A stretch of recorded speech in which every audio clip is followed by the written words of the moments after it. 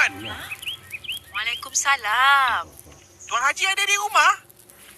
Ada. Cepatlah masuk.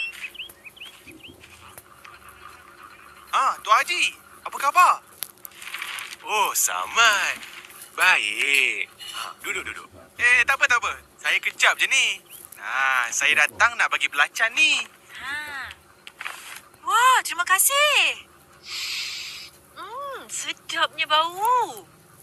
Belacan ni istimewa, Puan. Ada madu. Oh, iya ke?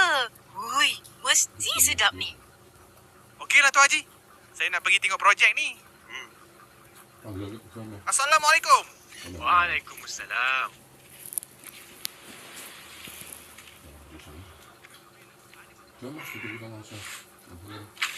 Saya nak tengoklah macam mana rupa belacan madu ni.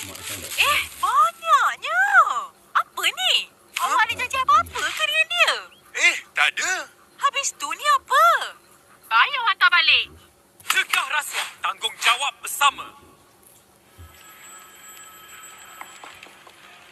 Masuk. Apa khabar, Tuan Haji? Baik, Samad. Duduk. Ambil balik belacan ni. Saya tak suka. Kenapa? Orang lain suka je. Jangan samakan saya dengan orang lain.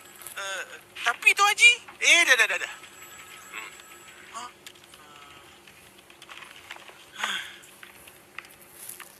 Kita mesti jujur dalam mencari rezeki.